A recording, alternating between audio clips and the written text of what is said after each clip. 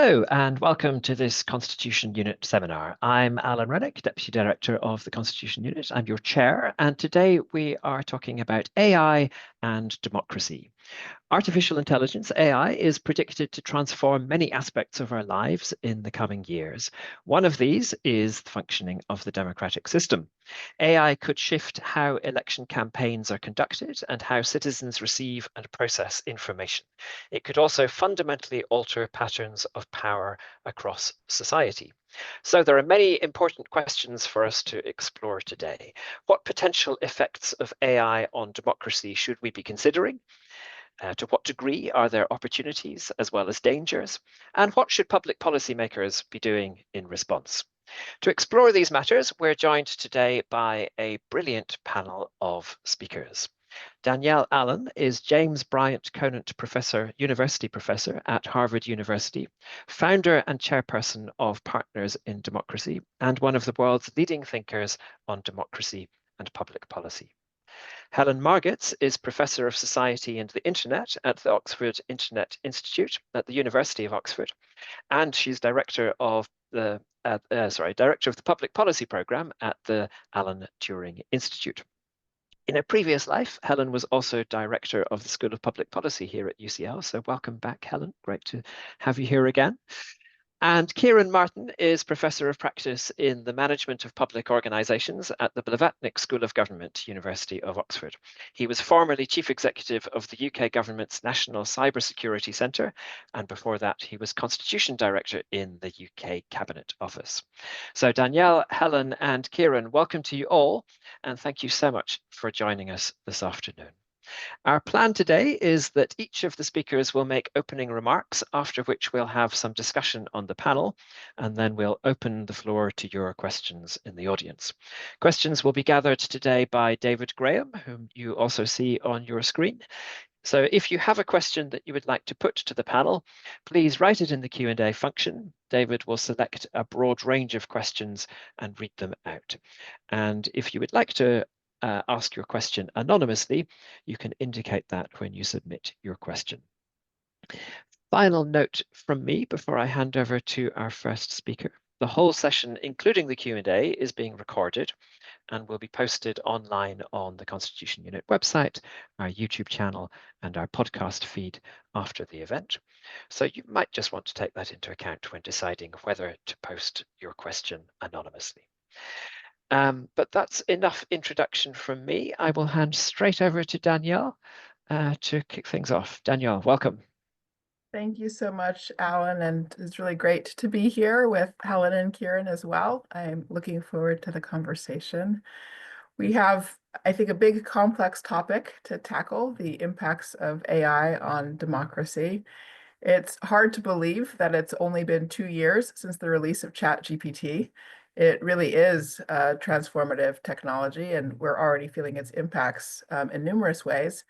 What I'm going to do in my brief remarks is just say something about the fundamentals of democratic institutions and the way in which generative foundation models, AI, provide both a threat and an opportunity for democracy. So for starters, it's important that some of the key pillars of democratic institutions and functioning are immediately under pressure with the arrival of AI tools. And I'm thinking specifically of identification systems. We're watching as questions of identification are completely transformed, how we identify any given individual, how we manage the security of systems with identification. And of course, elections depend on the integrity of the voting system, depend on the integrity of identification and the like. So that's a really fundamental pillar for democracy, where the key building block is under great pressure because of technological change. A second feature of democracies under pressure is the caliber and nature of the information ecosystem. Democracy depends on the idea that citizens are able to reasonably process information in a market of ideas, so to speak, and marketplace of ideas, and that then their voice is channeled into decision-making such that the decisions that flow out of its constitutional democracies count as responsive to the voice of the people, reasonably processing reasonably healthy information. And of course, the proliferation of misinformation, disinformation, the ability to use bots to replicate human beings and to pollute the information ecosystem also is a fundamental challenge to that pillar of democracy. So when we recognize that these basic building blocks of democracy are under incredible pressure, it's clear that there's a sort of there's dangers on either side, a Scylla and Charybdis, if you will, that we have to navigate in this moment. There's a sort of, on the one hand, the worry that all of those kind of basic systems will collapse and democracy will cease to function with any kind of legitimacy. On the other hand, there's the worry that the immediate and sort of most graspable solutions to these things involve the concentration of power in the hands of tech companies. So we could have tight control of identity, surveillance systems, and the like, where big tech companies are replacing national identification systems, and their cross-platform identification processes provide us all of our ways of doing identification. That just will reinforce what is already a very significantly building concentration of power. Similarly, with information systems, we've been litigating the question of how much control corporations should have over the public sphere. For example, the question of whether or not Facebook should be controlling posts and the like, weeding out disinformation, misinformation. What's the line between that and appropriate speech? The sort of desire to avoid the collapse of the information ecosystem has also been producing more concentrated power in tech companies. That goes along with a development model as the sort of reach to AGI of the sort of concept of singularity, the notion that there's a single kind of intelligence, super intelligence, that should supersede human intelligence, and that we ought to be sort of developing toward that and building everything around that.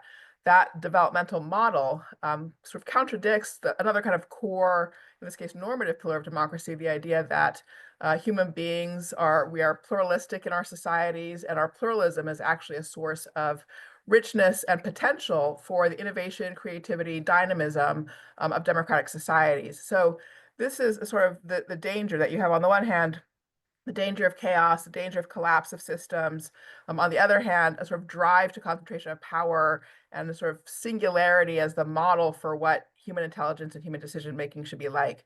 So the case that a colleague and I, Glenn Weil and I, make in an article about this problem is that the job is not to sort of shy away from technology, not to retreat from its powers. That just actually puts more power in the hands of tech companies. Rather, our view is we need to mobilize technology to tackle these problems. So that means actually mobilizing the resources of technology to secure identity systems that are protective of democracy, to secure approaches to media that are protective of democracy, and then also to think about, are there ways in which we can actually redesign institutions of representation using the affordances of new technology? And just to give one or two concrete examples here, that one key point is, for example, in the space of media, it really matters actually that we design media platforms in a way that supports, again, the pluralism of human society. So algorithms that make more visible to us the full spread of opinion on any given subject. Currently, we live in a world of algorithms that pull us into silos of the like-minded. And that has the problem of reinforcing extreme points of view. It also has the problem, though, of meaning that none of us consider our opinions against the backdrop of the full context in which those opinions are being developed. So we can actually reconsider how we design algorithms to improve the health of the information ecosystem, driving an approach to contextualization of opinion, driving an approach to bridging across silos of opinion, and the like. So that would be one place to focus, sort of plural media, pro-social social media platforms, a different approach to algorithm design. With regard to representation, I think that tools are already available that could help us improve how citizen voice is channeled into the institutions of government, and also how legislators or elected officials deliberate on decision-making, for instance. So Taiwan is a really great model here where, and at this point, there's 24 different kinds of platforms that support deliberation and channeling of public voice, where we no longer need to rely on, for example, check the box surveys where people have to funnel their opinion into a small set of categories. Instead, people can talk in their own voices. And then thanks to the natural language processing power of AI, platforms can support surfacing of themes across communities and help identify points of common ground that might not be visible at the surface level of a polarized conversation. Taiwan has been using these platforms quite effectively to break through polarized issues and achieve common ground solutions. So that's a tool that can help citizens participate in a richer and more robust way. And then other versions of those tools as well can help legislators open up the space of potential solutions when they're seeking productive negotiations, productive settlements in context of dispute and decision making. I'll stop there. I think that was probably already my 5 minutes. And I know I've only barely scratched the surface, but I hope that gives you some idea of the kind of work that my colleagues and I are trying to do on tech and democracy. That's fantastic, Danielle. Thank you so much. And I'm just putting a link in the chat if I manage to get it to go. There we go. So that's a link to Danielle's article, which was published in the Journal of Democracy last year and is definitely well worth reading. We will dig into some of those issues further in a bit, no doubt. But before that, Helen, over to you. Thanks so much. And thanks so much, Daniela. And I really enjoyed the article. And I wanted to pick up on one of your threats and one of your promises. The threat being chaos and the promise being pluralism. A few years ago, I wrote a book with some colleagues, and it was called Political Turbulence: How Social Media Shape Collective Action.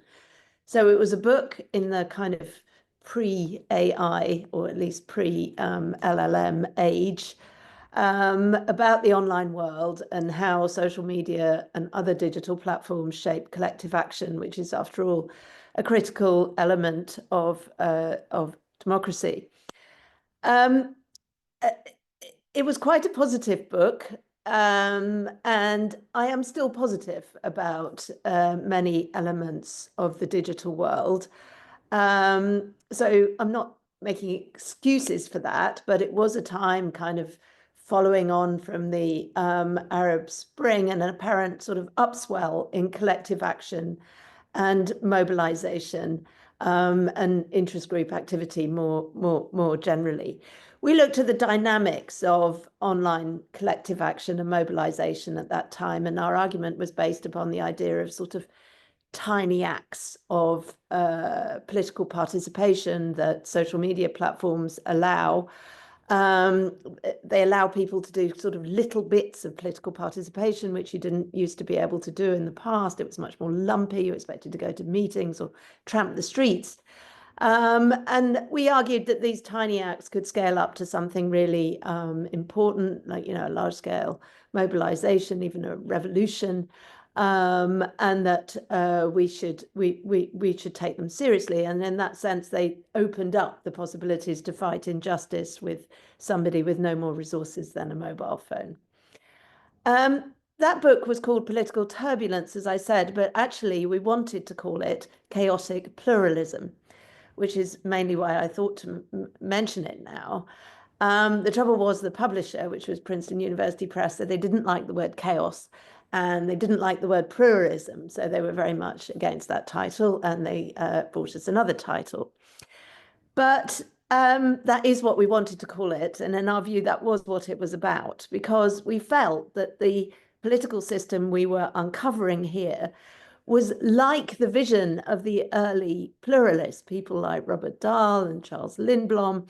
It was a sort of, for every kind of interest and injustice and thing that should be considered democratically, there would be some kind of mobilization around it.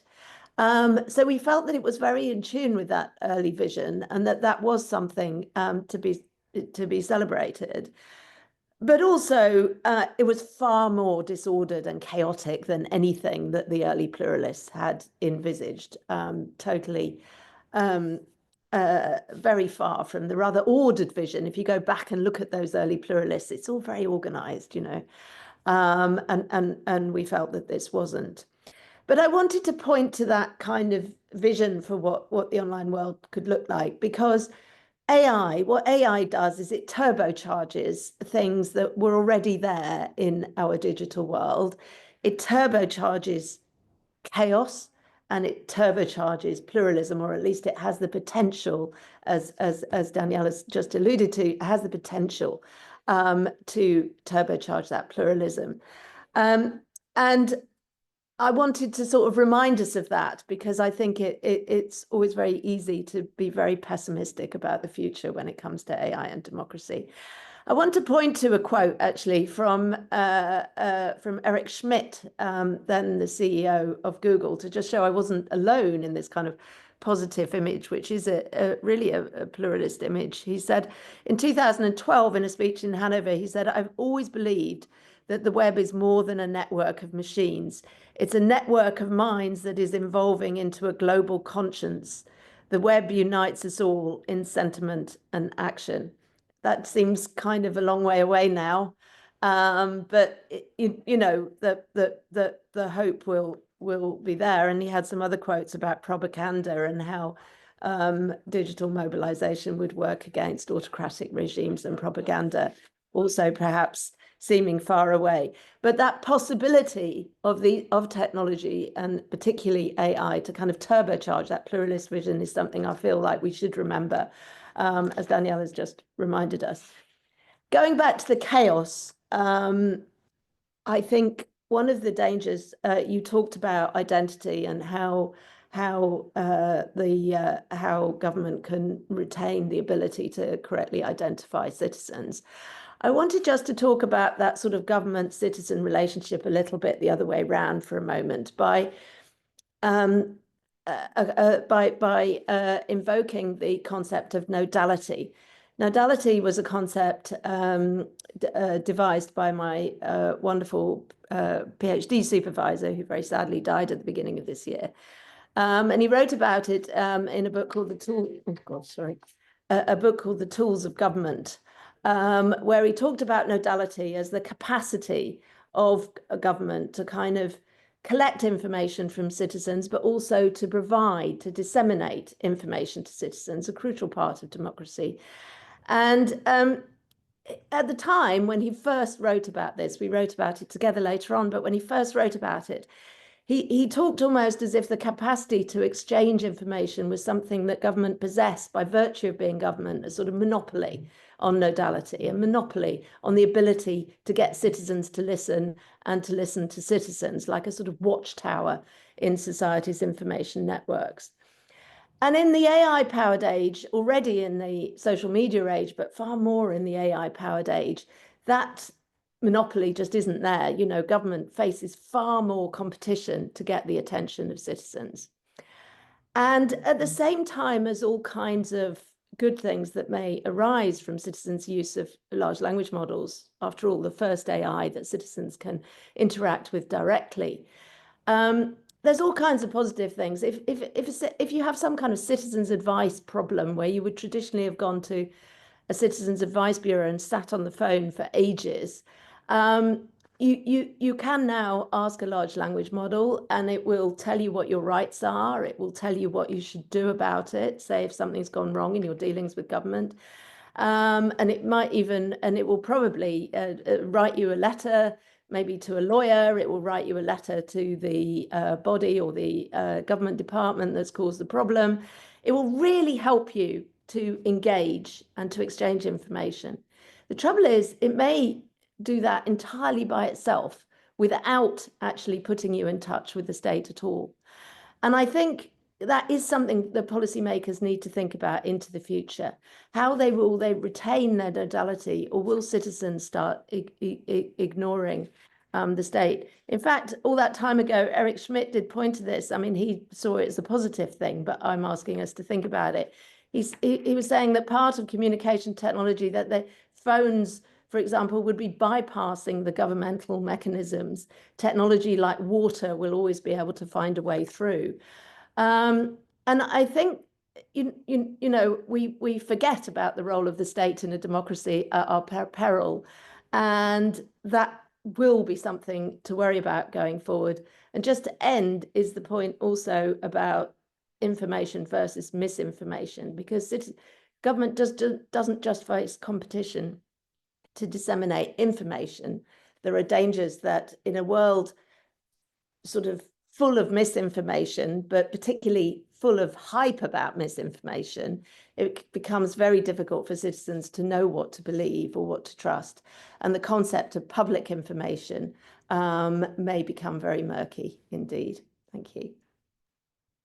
Thank you so much, Helen. Lots more there. And I was seeing Danielle looking very interested in what you were saying. So I'm looking forward to hearing Danielle's thoughts in response to that. But before we get there, Kieran, over to you. Thank you, Alan. Thank you for having me. Greatly enjoyed the two contributions so far, as well as Danielle's article. And I will pick up on Helen's point she made on a number of occasions about positivity. And certainly, whilst I might not always go that far, I think she's certainly onto something. And I would try, when talking about AI and democracy, to encourage people to avoid panic and pessimism, and certainly the hype around it and some of the associated defeatism. I'm someone who makes a living scaring people about online threats. I've been doing it for years, but I have a higher threshold when it comes to AI and democracy. And that's because, and Alan, you and your colleagues at UCL are more expert in this than me, but it strikes me that the only real foundation of democracy is trust and public confidence. And if a narrative takes hold that AI is inevitably deeply threatening to democracy, and that already we are full of online miscreants that are already successfully undermining democracy, then we have done adversaries' job for them without them having to do anything at all. So I apply a higher threshold of evidence and so forth about this threat than I might do in other aspects of online harm. One example, it doesn't take very much Googling, or other search engines are available, to find a lot of articles written at the end of 2023 about the year of elections of 2024 and how tech misuse, in particular AI, would prove potentially catastrophic to some, many, or even all of them. We're now past 2024, whatever else may have happened in that year. It is hard to sustain an argument that AI or other tech interference fundamentally undermined democratic processes around the globe. There are controversies in Romania, for example, but there are other aspects going on there, and major elections, including this one in this country, have been largely free of that type of interference. I look back to some of the history. I think 2016 was a very significant year in this respect. I'm talking about digital interference in democracy. We weren't talking about AI so much then. That was the year, of course, of the hack and leak operation by the Russians against Secretary Clinton's campaign. Whether or not that was decisive in the election is impossible to know. What is possible to know is that the fact that people in the US and beyond are still arguing about it nearly a decade later shows that it was a successful operation from the Russians' point of view. However, it did set a narrative, and it's the narrative that I worry about greatly, that this is inevitable. Later, later in that process, after the unexpected Brexit result in this country, it became very fashionable to allege all sorts of malevolent activity in that campaign. I'm not in a position to speak to all of it, but I am in a position to speak to some of it. A couple of weeks before the Brexit registration to vote deadline expired, we had the collapse of the British Register to Vote website. And what had happened, and because of its significance, this was examined in great technical detail, was that it was a rubbish and outdated system, and far more people than expected registered to vote at the last moment, and the system fell over. This was published, this analysis was published very, very clearly and transparently. A year later, a parliamentary committee said they could not rule out foreign interference. There was absolutely not a shred of evidence for foreign interference in that operation, but the narrative had taken hold without any evidence at all. That sort of thing is highly damaging. In actual fact, if you look at what's happened since 2016, with a few arguable exceptions, there have been very few seriously credible occurrences of digital interference that have been seen to shift major democratic processes. One example, which is one of the exceptions, is Slovakia in 2023, where an audio deepfake circulated just before the election. and a very tight race seemed to swing in one direction, and you can make a causal link if you want to between those two occurrences. But even then, there were aspects of that that are non-technical. So Slovak law had a 48-hour news blackout on the election before, so mainstream media couldn't report that this was fake. And Meta's policies at the time were very sophisticated for video deepfakes, but not very sophisticated for audio deepfakes. So takedown of the audio was slower than it might have been. Many of the mitigations here are non-technical. Now, I'm not trying to be overly complacent. I just don't want to spread panic. AI and other forms of digital interference can affect democratic outcomes. I would worry in particular about what you might call microaggressions, where targeted interventions when people are alone. We've seen some of that potentially in the United States last year during the primaries. You see some of it in corporate life where people are tricked into activities they wouldn't normally do because they don't have the wisdom of crowds. One of the limitations, however, is the problem from the point of view, for example, in deepfakes, of fooling most of the people most of the time. The Russians have done very good deepfakes against Ukraine, including spoofing senior Ukrainian people on TV, but they haven't had any impact because they lacked credibility, not technically, they were excellent technically, but because they had, for example, a deepfake of the Ukrainian Deputy National Security Advisor going on TV admitting culpability for the Moscow terrorist attacks in 2024, something that clearly was never going to happen. Also, people had watched the show live, and the Ukrainian TV station released the footage of the actual interview, and the thing didn't take hold. Closer to home, if you think back to the extremely pernicious attempt to deepfake the London Mayor Sadiq Khan at one of the most tense moments in the post 7th of October conflict in the Middle East, where he was supposedly deepfaked saying, who cares about the Remembrance Day marches of November 2023, so long as the pro-Gaza marches can go ahead. So something absolutely designed to stoke tensions in our capital city. That was immediately and loudly debunked by the then Conservative government, his political opponents. The media didn't take it seriously. It didn't catch on. That speaks to two things. One is the limitations of some of this stuff in terms not of its technical capabilities, but its ability to do large-scale deception, but also our agency. We have agency in this. It is harder when it is the microaggressions. So if I look at the UK election of 2024, I would not be concerned by some grand deception that may or may not have been attempted, but I would worry about some of the stuff that goes on in local Facebook groups in areas where there's, for example, a lot of tension over the conflict in the Middle East, people doing manipulation like that. But to finish, I think we need to think about the toolkit because we do have agency in this. There are policies we can pursue. There are things, for example, the United States defended its 2020 election process extremely well from outside technical interference at the cost of the head of cybersecurity agency's job because he was fired by President Trump for doing the job too well. There are technical mitigations that are under development in terms of reducing the ability to manipulate AI.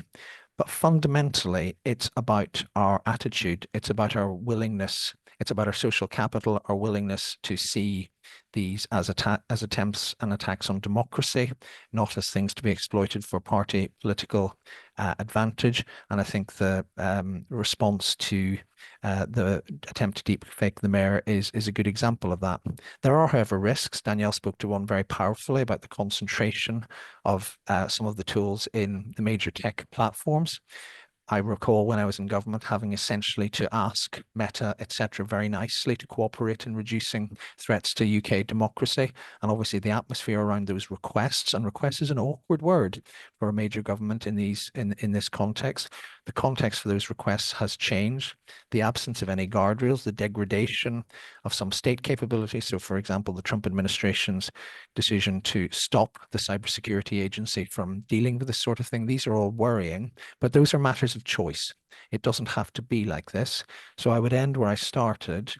This can be a containable threat if we get it right. And what we mustn't do is assume it's going to wreck democracy, because if we assume that, democracy is wrecked already. Thank you so much, Kieran. Many very important points there as well. I can see that we've already had some questions in the Q&A, so thank you so much for those. Now that you've heard all of the contributions, the opening contributions from our speakers, now's the chance to add further questions. So there's still plenty time to do that. So please do add those questions in the Q&A. In the meantime, let me get a bit of discussion going among our panelists. As I said, Danielle, I was really interested in hearing your reactions to what Helen and what Kieran have said. So if there's anything that you want to pick up, then that would be great. And also, I'd be interested in particular just to hear, where would you place yourself on the sort of optimism versus pessimism scale? Helen and Kieran have both alluded to that a bit, but where would you put yourself on that? Thank you. This is a really fascinating and fantastic conversation. So I appreciate it. I'm glad to be part of it. So on the scale, it's good. I haven't put myself on that scale in a spell, to be honest. But I mean, the short of it is, I do think that the threats are quite considerable, though I agree that we don't want to spread panic. I do think a clear description of the threats is valuable as a mode of inoculation of the public. That is, to Kieran's point, we do have choices and we do have agency. Activating those depends on understanding. So in that regard, getting to the place where we do have a good, clear, fact-based, shared public understanding of the threat, I think is a part of activating agency. So are there things we can do? Absolutely. I mean, is it a foregone conclusion that the threats will undermine democracy? No, not at all. So in that regard, I certainly have confidence that it's possible for our institutions, our democracies to navigate this moment. But I do think the work is hard, and it does require the kind of precision that Kieran brought to it just now in his remarks, which I hope could be a model more broadly. I'm struck by a couple of things in Helen and Kieran's comments. So Helen, first of all, just thank you for bringing up the older version of the pluralist perspective. And I love the fact that your title was Chaotic Pluralism. And yes, it sounds like we are describing the same phenomenon. And then what my colleagues and I are trying to do is make a case for the modes of technology development that can move beyond chaotic pluralism to productive sort of equilibria of complexity. So productive complexity, I suppose, is how we think about it. And that's where we do think there's just a very exciting, actually, design challenge for the world.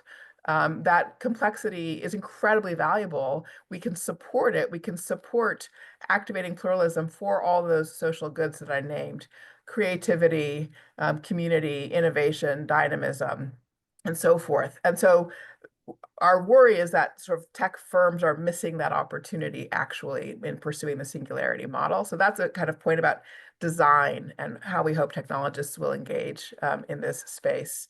And the second thing I'm thinking in response to Kieran's points is just how very different the circumstance feels in the US from how what I just heard from both of you about the experience in the UK. And what strikes me there is the difference between our highly federal, decentralized, federated system and a system that really is more tightly national, I think, in its functioning. We have, at this point, no sources of authority in the US capable of anchoring a shared perspective. And so the kind of clarity that Kieran just shared about sort of reviews and analyses, I do recognize you did say sort of Parliament then contested the review with regard to the question about foreign interference and so forth. So I don't want to overstate, I suppose, the sort of stability of shared understanding in the UK. Nonetheless, the picture that you were painting did sound like a context where it is much more possible to achieve a shared understanding than it currently is in the US. So that speaks, though, to the way in which the analog and the digital interact with each other. In the US, there's without any doubt, any number of our challenges need to be addressed, not necessarily through technological change, but through changes to our basic institutions. So for example, our party system is deeply degraded at this point in the US for a variety of reasons. reforming how our parties operate. Don't need any technology at all to do that. Will actually be necessary to restabilizing the information ecosystem for our country. Thanks so much, Danielle.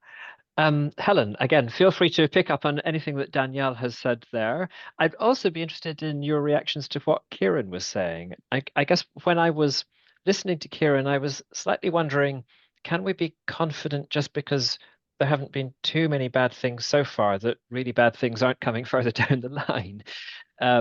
So, you know, how far along our journey with AI are we, and can we take what's happened so far as a source of confidence for what might happen in the future? Well, I'm really sorry to give a bit of an academic answer, but it is going to be more research needed. After we wrote that book, Political Turbulence, you know, I started to think about all that about our argument and how much it applied to bad behavior, because what we were talking about was essentially kind of good collective action, if you like. But of course, that argument, and I was interested that Kieran used the word microaggression. You know, just as you can do tiny acts of political participation, you can do tiny acts of sort of anti-democratic acts, or indeed microaggressions, as you say. And just to reassure people that I haven't been having a nice time. Since that time, I have done a lot of work on hate speech, abuse, far right extremism, far right, far left, and misinformation. Because I really think we understand so little about all of that. You know, we don't collect any data, even in this country, for example, on hate speech or abuse or any of these things that are kind of short of criminal. And even on criminal acts of hate speech, we don't collect proper data on it. So and so that meant that when Sam Altman and a lot of people in Silicon Valley said that AI was going to destroy democracy, by which they meant it was going to destroy the election in the country that they were in, you know, we didn't have any way to interrogate that claim or to really understand it. I have some wonderful PhD students working on these various issues. One of them is actually now working in the AI Security Institute. Is working on the issue of political persuasion. And the first paper he led on this issue, you know, actually suggested that micro-targeting, which was what Altman has described as the biggest threat, was actually less persuasive than GPT's best message. I'm not saying that's necessarily a great thing. I'm just saying we need to know that, because then we need to look at the best message and see when the best message is so persuasive. And is it because of the size of the model? Well, it turns out it's not because of the size of the model. Small models can be just as persuasive as big ones. So I do think we need a lot more understanding. And Kieran pointed to some of that, how kind of the hype over something can have its own effect. I mean, one survey we did last year was actually asking people about deep fakes. And it was asking about really damaging deep fakes, like the one that Kieran mentioned. And only 15% of the people we surveyed at that time had ever seen one of these sort of deep fakes. But 90% of people were really worried about them. And, you know, at that point, hype starts to, you know, hype can have an independent effect on what's going on. So I think we need to take a hard, serious look at our democracy and really think about what's going on, and not just take the claims and counterclaims of Silicon Valley on board. Thank you, Helen. Kieran, again, feel free to respond. And I guess the particular question that I would put to you would be similar to the one I put to Helen. I guess I feel I'm a bit skeptical about the relatively optimistic position that you set out, because you set it out in terms of what's happened so far.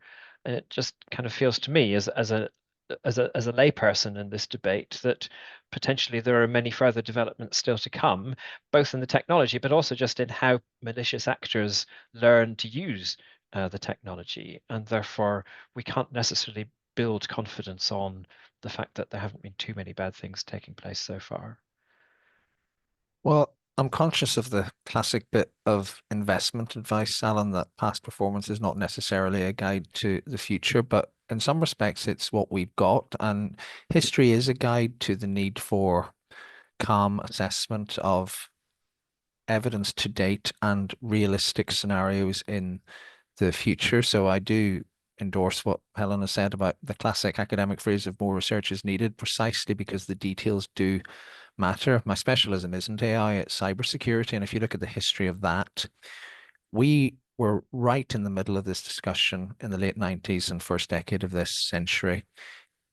Everything was changing so fast, catastrophic harm was inevitable. And I'm not saying in a blasé way it didn't happen, therefore everybody was wrong. I'm saying actually we chased the wrong problem.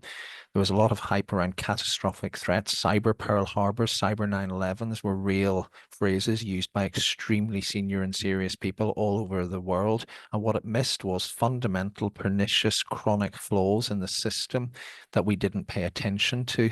So there are catastrophic risks to AI that may be less likely than other risks. It may be extremely unlikely in the views of some. We need to pay proper attention to them, but I think we need a calm, measured assessment of what is actually likely to happen. I mean, an amusing example comes from last night. You may have noticed that Grok, Elon Musk's AI, spectacularly malfunctioned and responded to all sorts of random queries, including how much does the Toronto Blue Jays baseball player earn, with a rant about South African racial politics and the apparent white genocide, etc., and just did this over and over again, and later on admitted that it had been programmed to do so, to accept this as truth. Now, there is both a reassuring and a non-reassuring and a concerning aspect to that. The reassuring bit is that's not going to fool anybody. In fact, it's the subject of global mirth today. But of course, the concerning bit is that clearly a major LLM, it can be lawfully, as it seems, programmed to give out a certain bit of information.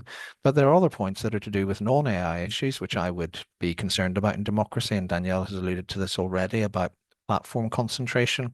Most European countries, including this one, have very strict electoral laws. And how does that, in terms of things like spending and access and so forth, how does that square with Elon Musk interviewing Alice Weidel of the AfD for free in front of, millions and millions of people, bypassing all these regulations? That's nothing to do with AI, it's to do with market concentration. But I think if the primary objective is the protection of democratic processes, we need to look at all these trends in a calm and objective way. And I think, getting back to the agency point, I think there are various things that matter. Technological innovation. I mean, it is historically rare for tech innovation for bad completely to outpace tech innovation for good. But that's partly because we make an effort to do it. So if you can do all sorts of crazy and manipulative things with AI, you should be able to do some things to offset that or even get the better of it. You won't be able to do it all of the time, but you will be able to do things. You're not just, this is not a technology that is uniquely capable of bad and you can't do good with it. Quite the opposite. So there's no reason, obviously, to lose that race. But there are things around, for example, the way you try and structure and regulate the marketplace. I mean, at the moment, well-sourced, authoritative, unaltered information doesn't sell. It's not inevitable that things can only be like that. Things will forever be like that. There aren't easy ways for people to verify and validate, an image as to whether it's been doctored or not. That can change and should change over time. And there is a point about social capital. Danielle has alluded to that. Things in the US are not easy in that respect, and that goes back a while. If you think about the contrast between the example I used over the London Mayor deepfake compared with then candidate Trump in 2016 saying Russia release all of Hillary Clinton's emails. Having said all that, in the US last year, it is a matter of established, stated US government assessed fact that the Iranians hacked the Trump campaign, and the US media wouldn't touch it with a barge pole in terms of what they would do with it, because they thought this is a matter of social capital and cohesion, and we're not going to collude with the nefarious activities of a nation state. So I think, to bring all that together, I'm always worried about sounding complacent in this. It's clearly something where inertia leads to defeat. But what I am saying is that the fast pace of change is not in itself an argument for serious worry, because fast paces of change can go in positive as well as negative directions, and there's plenty of human agency around who goes faster. Thank you so much, Kieran. I have lots more questions, particularly about how we use our agency in this, but the audience has questions as well. If you still have questions that you haven't put into the chat, then please do feel free. There may well be space for more questions, but David has reappeared on our screens. So David, do you want to give us a first round of questions?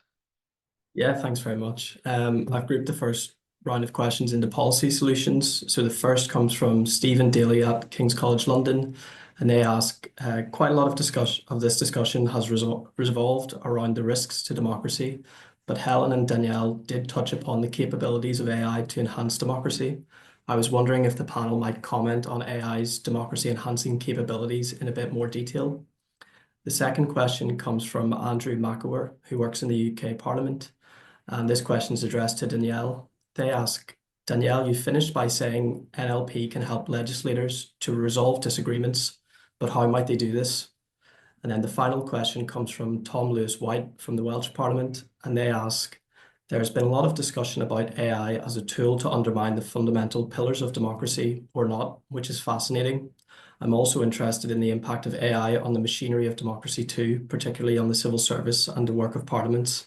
Does the panel have any views on whether policymakers, policy implementators, and policy scrutinizers increasingly rely on AI will dehumanize government policy, or if not dehumanize it, make it more tailored towards a watering down average AI-generated analysis of what society's needs are? Great questions. Thank you very much. Feel free, panelists, to focus on those that you wish to focus on. Don't necessarily try to cover everything. Helen, do you want to go first? Sure, thank you. Great questions. Yes, talking about possibilities. I mean, I think with AI, we quite often tend to think about how AI can do things that humans did or institutions did, and then kind of eliminate the human or the institution. And I'm very much in favor of thinking about AI as a way to do things that we're not very good at, because I just think we do that less often. And when it comes to government, one of the things that government's always been really bad at is consultation, is actually seeking views from citizens and building them into public services or public policy making. You know, most governments have some sort of consultation sometimes, but they tend to be things where, you know, a few thousand people at most contribute something, and then some very clever civil servant kind of reads it and writes a report, and then people think, well, we did that, we had a consultation, and that's it. And most of the kind of ideas about that in scholarship on government and public administration and so on, I mean, they've made lots of suggestions about what should happen, but they tend to be quite small scale. And I do think that AI offers the possibility for really kind of mass consultation of citizens in a way where mass levels of citizens would participate. It is possible using an LLM to design a kind of conversational conversation, where a conversational consultation where you ask citizens perhaps what's your worst problems with GP services or some aspect of public services or some policy area, and then, you know, just get a few words back, aggregate it at the back end, feed it back. Is this what you're most worried about? You know, do you have any ideas about solutions? What do you wish would happen? What would make you more willing to get involved in something? You could really do that at scale if you designed it properly. And that's the kind of thing that governments and humans are bad at, and LLMs could be really good at. And that is one area that I definitely point to. And then with respect to what I was talking about, government nodality and so on, and its ability to exchange information, I mean, I suppose that is one example of it, actually. But I point to another example, which is actually in operation in India, where the government have a portal where any citizen can submit a grievance against government, against policy or public services in any language. And that's triaged at the back end by using AI and sent to the relevant part of government. The complaints landscape, I know it's not everybody's favourite topic, but citizen redress is a vitally important part of democracy. And it's always a mess. In the UK, it's a terrible mess. You know, every department has a different procedure for making a complaint and so on. So just having something like that, which is not a hugely technically difficult thing to do, you know, does a lot to increase, to improve government-citizen relationships, and even to make government more human, I'd argue, you know, more than hanging on to the end of a call centre while you are told that you're caller number 6 or 16. Thank you, Helen. Kieran? I'll probably, as the former civil servant in the room, take the one on its impact on the civil service. And actually, I imagine for the two academic colleagues, it's not entirely dissimilar to some of the debates you have in academia about the use of AI in terms of, you know, end product papers and so on. I think that there are business processes where AI can make significant difference, but I think that we need to, and this is a matter for sort of civil service leadership, need to find ways of making sure it's at the value added end of it. It is a bit like, you know, student exams and student submissions in that period. If it all it ends up being is that a submission to a minister or whoever is just some AI generated nonsense that they've checked to make sure that it's not rock hallucinating, as per my previous answer, then that will be, you know, it might sort of speed things up. It'll be of limited use. I think we need to think about some of the more creative ways, and I very much agree with what Helen has said. And I think what this actually means in terms of the civil service is educating and recruiting a bunch of people who understand the technology. So, I mean, Helen, I think I'm very taken with her account of citizen redress, which I agree is a really important part of it. Something I think for the civil service and all sorts of other large employers that actually I'm worried about is recruitment. I mean, where you've got companies set up to game AI selection and sifting processes, I think that doesn't help anybody at all, even before you get to some of the inbuilt biases in the models. But I think in terms of policy making, in terms of the use of AI in public services, I mean, this is a huge issue. So, I mean, the British government has put this figure that's been widely questioned, if not ridiculed, of, I think, £45 billion of savings in public services. But you may recall when the Prime Minister launched it, he invited ridicule on himself by talking about potholes. But it's actually a really interesting example of what AI has been used for in government. So because he didn't frame it very well and didn't talk about it in a way that was immediately understandable, there were all sorts of memes about robots going around and filling up roads to make sure they were fixed, and AI is a long way off being able to do that.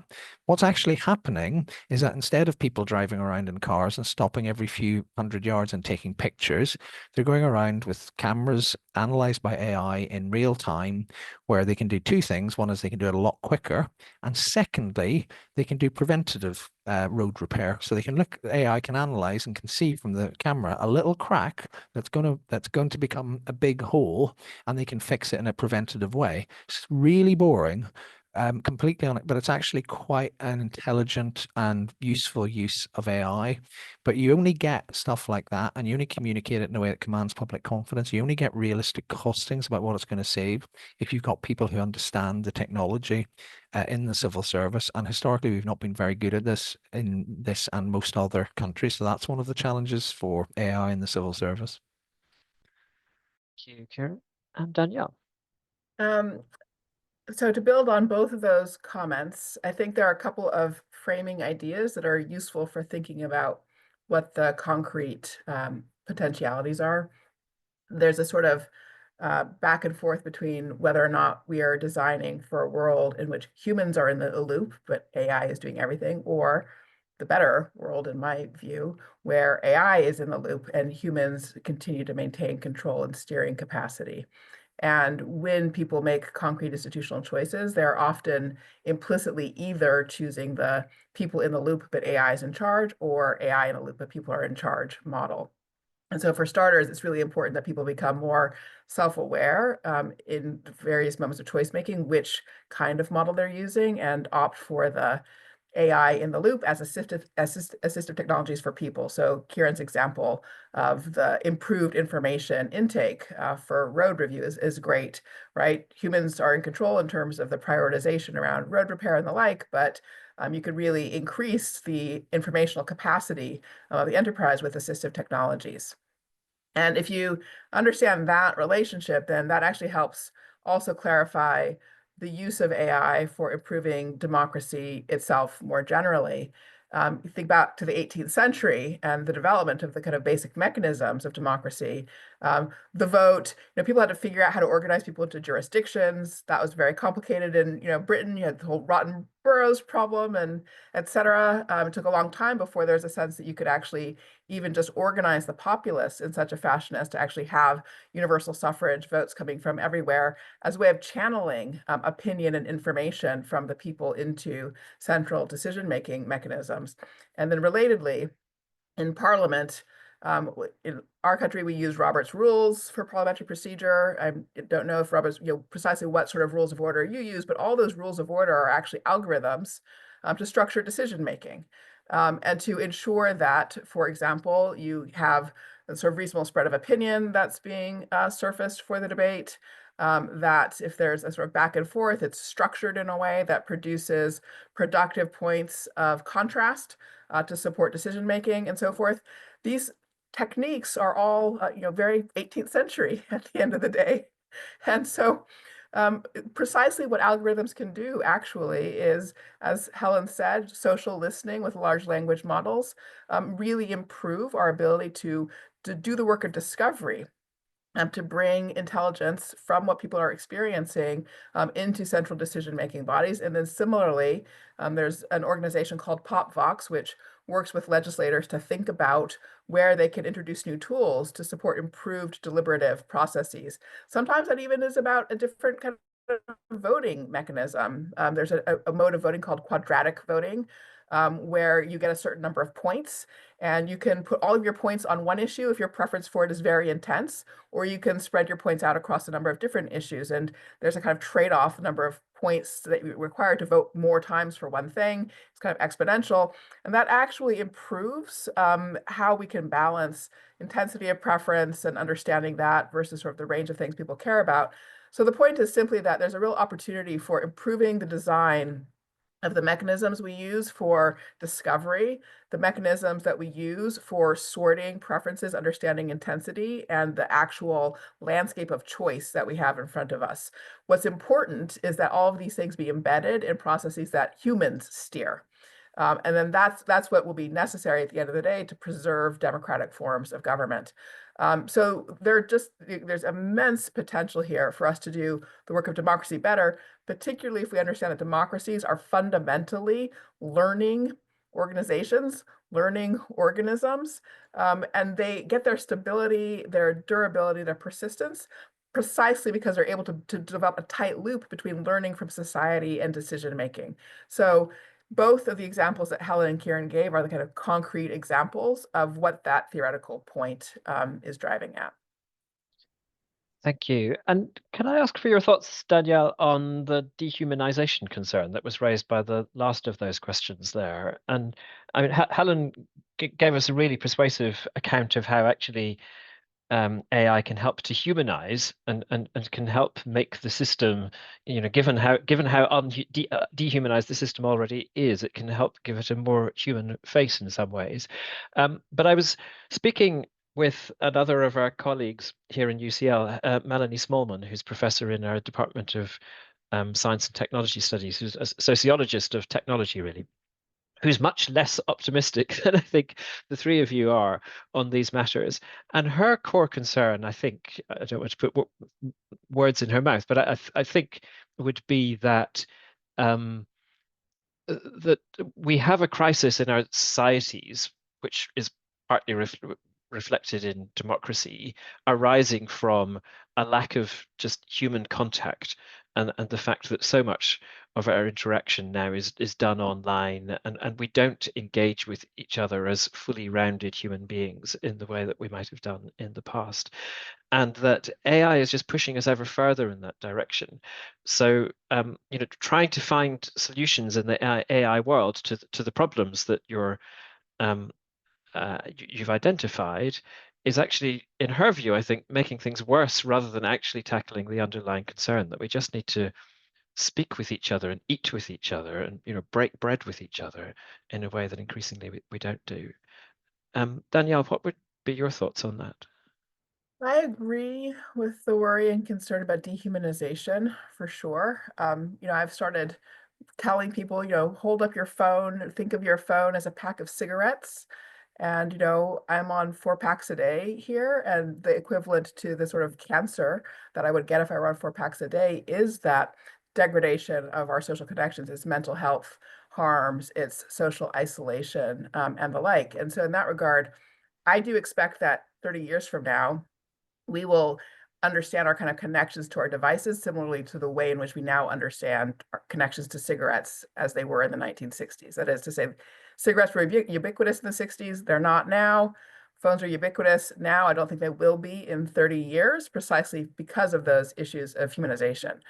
But I don't think that actually addresses the question of technology. I think it's rather that we will learn how to put technology in its place in our lives. And its incredible power at the end of the day is about how it can save our time, right? And there's so much of repetitive action that we humans do that we can now have something else do faster for us. So the challenge from my point of view is then for us to recoup that time gain for the sake of those things that only humans can do. Eat together, talk together, build that strength of connection and the kind of wellness that comes from strong relationships. So I think we have to work on both of those things simultaneously is how I think about it. Great, thank you. Helen, Kieran, if you want to come in on that point, hold it, and I'll go to David for some further questions, but feel free to bring in further thoughts in the next round if you wish.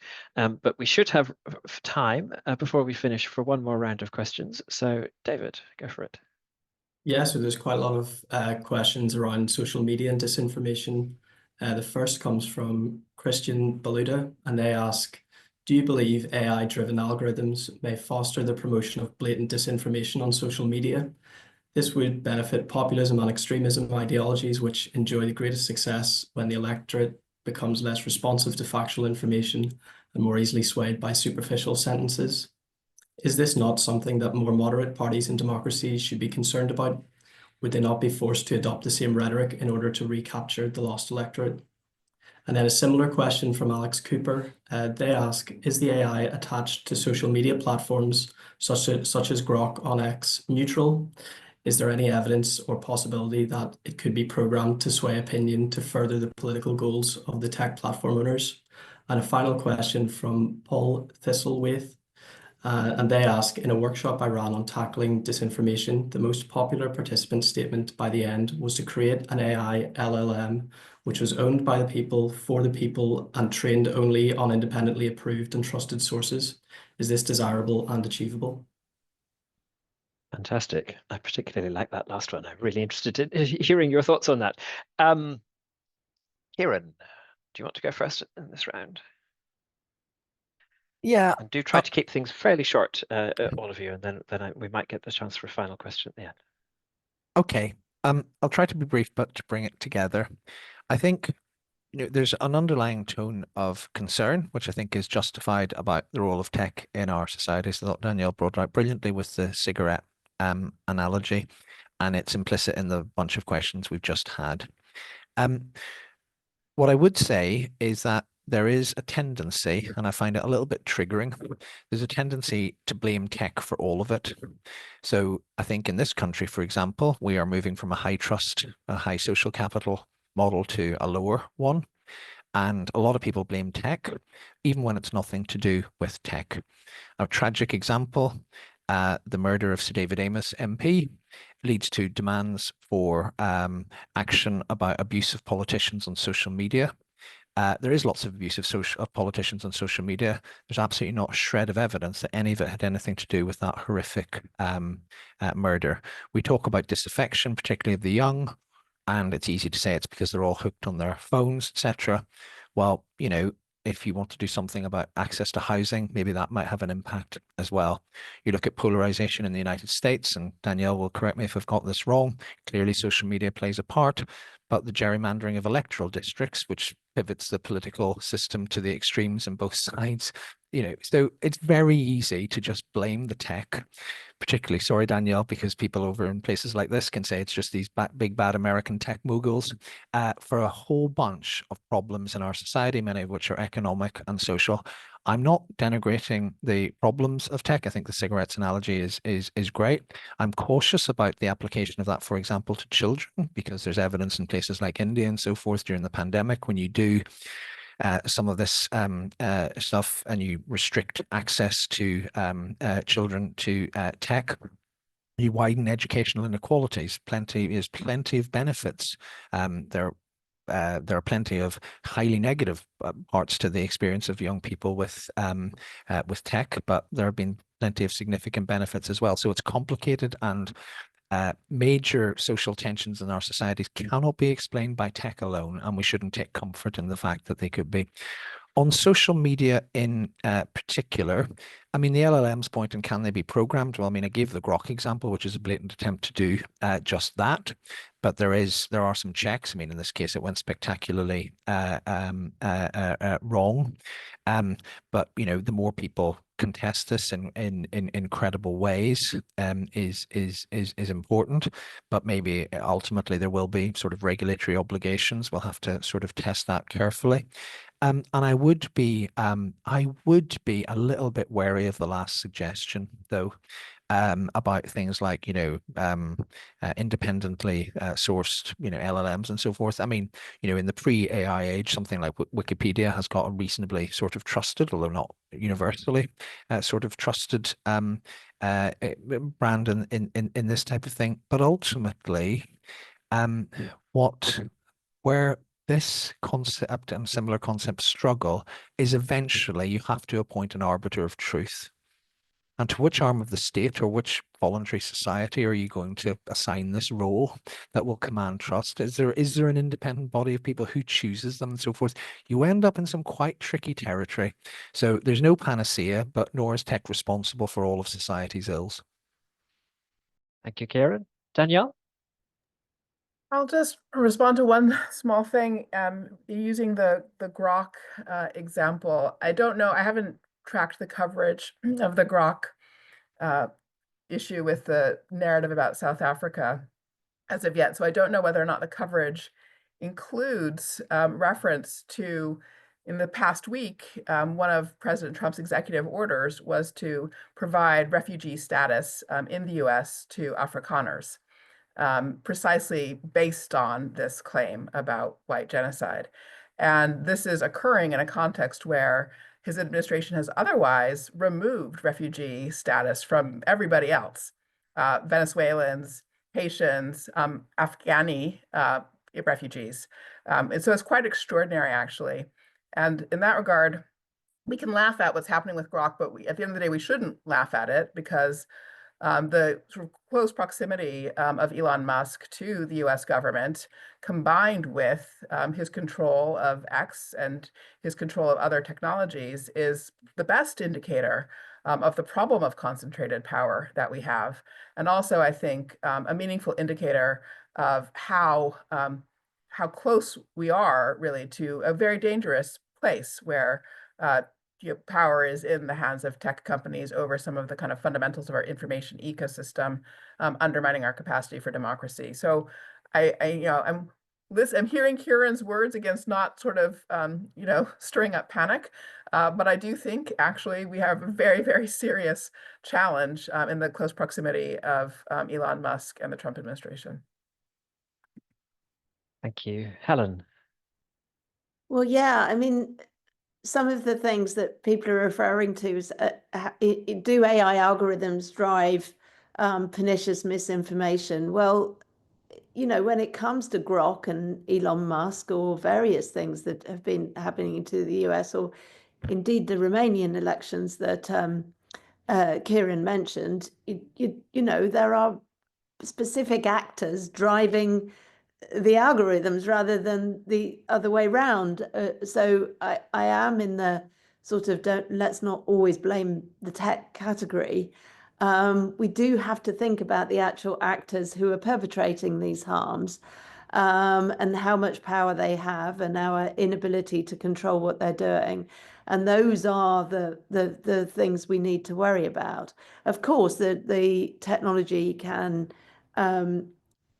reinforce those problems. And here we do need to, why is TikTok, you know, promoting relentlessly the extremist candidate in Romania?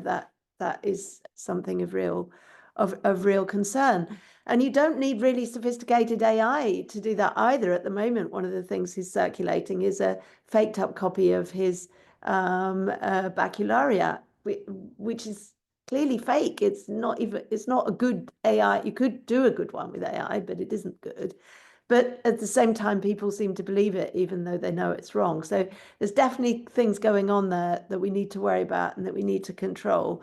But as Kieran says, it's not always the technology that's doing that. With the dehumanization point, and the point about the phone and cigarettes, I mean, that is something that a lot of people have been worried about, you know, before AI. I don't know if I think there's distinctive worries about AI and dehumanization, which are not the same. I mean, actually, I don't totally agree about the phone, because I think phones bring amazing connections as well as disconnections. And, you know, we wouldn't be sitting down having a meal together right now, would we? Because we're in different countries, we wouldn't even know about each other probably if it wasn't for all the technologies we've been talking about. But I do think there are dehumanization concerns. I'm just working on a research proposal actually on precisely this topic, because people are going to get very used to communicating with what are essentially machines and kind of putting human characteristics on them. So will that cause them to kind of dehumanize humans, if you like, because they're kind of seeing AI as almost more human than humans? I think we need to do research on that. Sorry, same answer as before. But I think we really need to understand those subtle differences. And we need to think about the things that we will have wished we measured later on. I think with social media, there are things that people wish that we had measured in the pre-social media from before they were there. And I think we're going to find that with AI as well. And we need to start thinking about that. Fantastic. Thank you all so much. Alas, we are out of time. There are many more things that we could talk about here, but we'll have to wait for another occasion. Before I properly thank you all, let me just say a few things. So the recording for this seminar will appear on our YouTube channel and podcast feed in the coming days. Please do subscribe to those or look out for information on Blue Sky. The next Constitution Unit event is our annual conference, which takes place on the 18th and 19th of June. So very nearly a year on from the election of the Starmer government, we'll be looking at how Labour's manifesto pledges on the Constitution and political institutions have fared. We'll have speakers including Nick Thomas-Symonds, Kat Smith, Jeremy Wright, Wendy Chamberlain, Diane Hayter, Sarah Olney, Hannah White, and many others as well. You will find full details in the chat. Many thanks to Ed for putting those in the chat just a moment ago, and also on our website where you can book a slot at the conference. And if you're not already signed up to our events mailing list, please do so in order to be the first to hear about all of our forthcoming events. Just follow the Get Involved link on the homepage. But with that, let me thank you all in the audience for attending today, and let me on your behalf thank our fantastic speakers, Danielle Allen, Helen Margetts, and Kieran Martin. I've learned a huge amount. I've been at least a bit reassured that we shouldn't panic too much, which is great. Thank you also to David Graham for fielding the questions, and to Ed Rowe in the background for running everything so smoothly.